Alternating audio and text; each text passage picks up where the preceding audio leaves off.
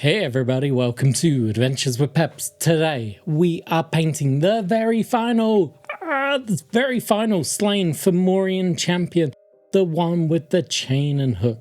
Now before we get into the video, I just want to say a big thank you. I've just passed 2,000 followers on this lovely YouTube adventure that I am on, and I am so happy and so grateful for you. I'm going to work out a way to do a little competition to give back. There'll be two ways of entering, one in the channel, the community page that you find somewhere down below, and one on the Discord channel. But I need to work out how that's going to work. It will be kind of a painting competition. I feel that's the right way to go. More on that soon. But yeah, today we are finishing up the third and final Slaine Fomorian. I have just finished painting him. Not a great shot. I don't know why I do that at the start of every video. Anyway, let's clean off the desk and get into the lore. Right, here we are, the final Formorian champion. Whoever thought we'd get this far? I'm genuinely proud of myself. I've been pushing hard with the Slaine content this year, and I know it's not to everyone's taste, but I'm so happy that I've got this far.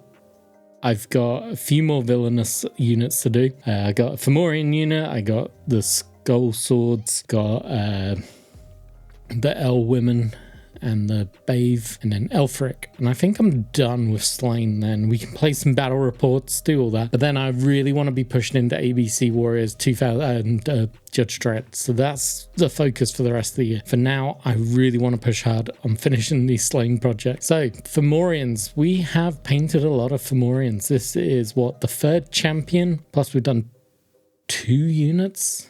So you've heard a lot about them, and you're going to hear about them again. So put on a cup of tea, get your headphones on, and sit back, enjoy me painting, and yeah, let's get into it. Forming the bulk of the Fomorian ranks, sea demons served as bailors, tax collectors, slavers, and executioners. Like their leaders, they really enjoyed drinking human tears and extracting pain from their human subjects. I kind of like that. It's a weird thing. I love that it's obviously an Irish myth, but I just love the idea that these sea demons come along and all they really want to do is just make humanity cry so they can drink their tears because they enjoy the saltiness of the tears. The champions themselves, the models I really enjoyed the models. There's no point lying about that one. This box set was really good. The 3 champion models I really enjoyed. I want to get them again with the hopes of getting the man catcher one not broken, so that I can have another man catcher, because my kit was a little bit beat up when it arrived. I ended up converting them a little bit, so the man catcher's holding his weapon upside down now, and the spearman has his spear on the other end of his spear shaft because of that getting damaged. But yeah, Formorian champions are pretty damn brutal. Now, they cost 12 notoriety, so they are on level with the Earth Tribe humans. People like Rudrage and Morganax. They're the same level as them, point-wise, and to be honest, I think the Formorian champions would take them in a fight.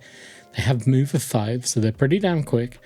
Shoot of 2 is pretty crappy, but to be honest, you're not using them to shoot for the most part. They have some ranged weapons, but not worth shooting with. Fight 3, which is really good. An evade of 1, which isn't terrible. Resist 4, which is amazing, and a cool of 4. Then they have the skills and boons of Aquatic and Champion of the Deep. And they're just absolute beasts, let's be honest. So a cool of 4 and a resist of 4, they're up there with some of the named characters. So like Sloth Frot, Robin, Maeve the Sorceress, the Earth Tribe heroes, as I mentioned. Shoot 2 is a bit underwhelming, but if you're shooting with Fomorians, you're not playing them correctly. But the Fight 3 makes them above and beyond most of the Earth Tribe's normal troops. They're on par, they're getting close to like the Red Branch themselves, which is pretty crazy. If you've got one of these guys and a unit of Fomorians backing them up, they're going to beat you. They're going to punch hard. And with the aquatic skill, stick them in a water feature, they're going to cause trouble. They're just going to cause trouble. This guy in particular, as you can see, he looks heavily armored. Sadly, gives him no real bonus compared to his lesser armored brothers. But he looks great, I think, with all this armor. I'm getting a labyrinth goblin tribe vibes from him. I don't know, I think it's the massive plume on his head. But this model in particular is armed with a chain and hook, so that has a range of 0 to 6 inches, so it can be thrown. -1 power modifier, but it has 3 special skills: Defender, Snare, and Thrown. If you use Defender, when rolling dice, I believe Specials counts as a shield. It has Snare, which means you're causing your opponent to lose 1 on their evade statistic, and they can't give ground in a fight. So you're basically trapping them and holding them in place, which is great because it means you'll put extra wounds on them. And then, of course, they have the Thrown, and they can throw the weapon.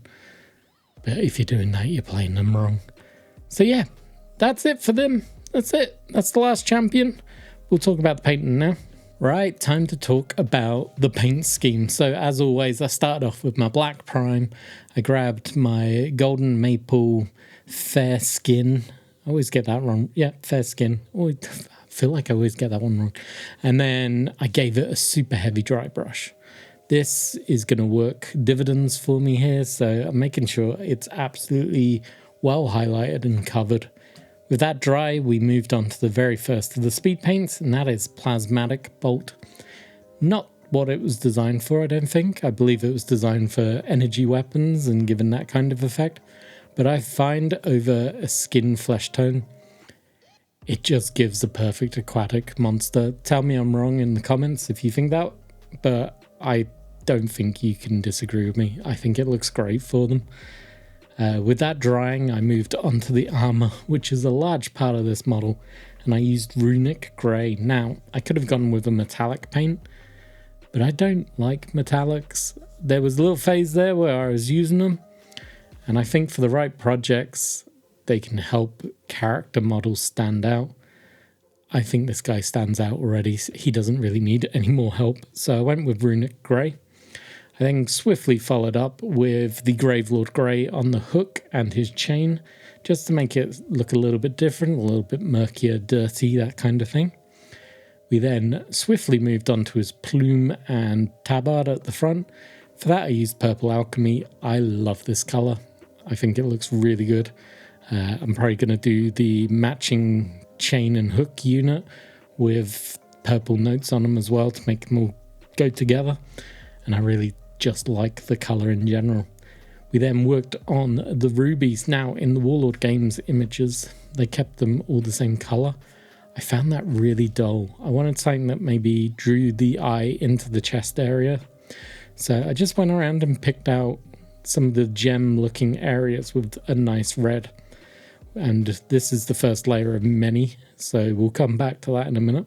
I then was looking at the model and I'm still thinking it's way too grey at this point. So I grabbed Crusader skin and I covered certain areas like his belt and his, I think they're called greaves on your arms. And in my head I'm like, yeah, he 100% has skinned a human, made a belt out of it, made his armor plate out of it. I also covered the teeth area on the helmet. I believe they're his actual teeth, so it made sense that they'd be a little bit more fleshy coloured. And then the gems were looking a bit dark, so I went over them with some Evil Sun Scarlet. This brightened them up quite a bit, probably more than I expected, so I went back with some Blood Red just to darken them down a little bit. I then went in with some Fair Skin and just made some little dashes on it to kind of make a light effect. I'm not really a gem painter, so don't take this as the best example. And that was pretty much him done. A nice dark wood base on him. I'm going to give that a little dry brush and stick some foliage on it. And then I'll do the glamour shots. So this is the last Fomorian champion.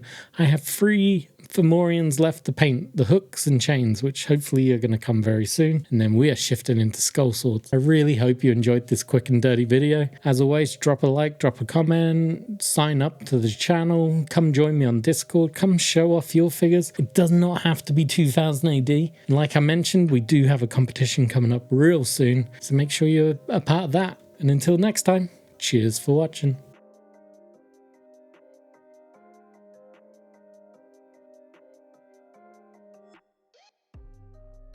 Hey, thank you for watching this video. Make sure you like, subscribe, and then go watch this one. This one up here. Give it a click. Bye-bye.